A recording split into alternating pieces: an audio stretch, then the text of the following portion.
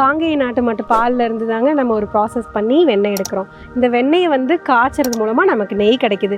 இதில் இந்த பால்லேருந்து இந்த நெய் ஆகிற வரைக்கும் என்னென்ன ஒரு முதற்கட்டமாக நம்ம என்னென்ன பண்ணுறோம் அப்படிங்கிறதையும் நம்ம டீட்டெயிலாக இந்த வீடியோவில் நம்ம பார்க்கலாம். பாரம்பரிய முறைப்படி நம்ம மரமத்து போட்டு சிலிப்பி தான் சிலிப்பி வெண்ணெய் எடுத்துகிட்ருக்கோம். இப்போ நிறையா பக்கம் மெஷின் அந்த மாதிரிலாம் யூஸ் பண்ணிகிட்ருக்காங்க.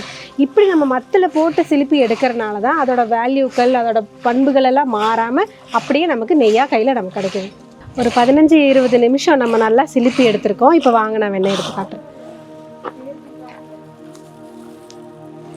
நல்லா திரண்டு வந்திருக்கு வெண்ணெய். நீங்கள் இதில் பார்த்தீங்கனாலே நல்லா தெரியும். நல்லா ஒரு மஞ்சள் நேரத்தில் நல்லா திரண்டு வந்திருக்கு.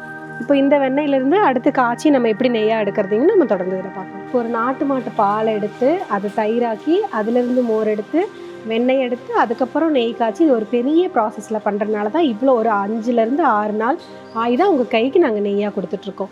இது இவ்வளோ மெதுவான ப்ராசஸ் வர்றதுனால தான் நம்ம மெஷினில் யூஸ் பண்ணி சிலிப்புற அந்த க்ரீம் பேஸ்டு நெய்யை காட்டிலும் இந்த நெய்க்கு அந்த அரோமா அந்த நிறம் மனம் எல்லாமே அதிகமாக இருக்குது.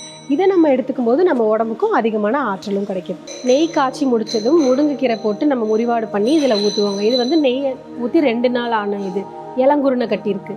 இதுலேயும் இதுலேயும் பார்த்தீங்கன்னா ஒரு முழு குருணை கட்டி நல்ல மணலாக அப்படியே திரண்டு வந்திருக்கு. இப்போ இது வந்து நம்ம கலக்கி விடுற ஸ்டேஜில் இருக்குது. கலக்கணும்னா இங்கே பாருங்களேன், இதில் மணலாக நல்லா தெரியும்.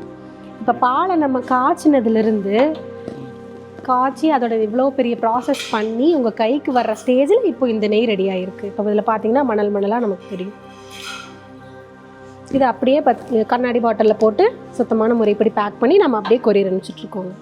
ஒரு வண்டி ஓடுறதுக்கு எப்படி பெட்ரோலும் ஆயிலும் முக்கியமோ அதே மாதிரி நம்ம உடம்பு பொறுத்தளவு உணவும் ஆயிலும் முக்கியம். நான் இங்கே ஆயில்னு சொல்கிறது வந்து காங்கேய நாட்டு மாட்டு நெய்ங்க. இந்த நெய்யை நம்ம ரெகுலராக கன்சியூம் பண்ணிட்டு வந்தோம்னா அந்த முட்டி வெளி எலும்பு தேய்மானம்லாம் இருக்காது. இப்போ இருக்க ஒரு பெரிய பிரச்சனையே பார்த்தீங்கன்னா எலும்பு தேய்மானமாக தான் இருக்குது.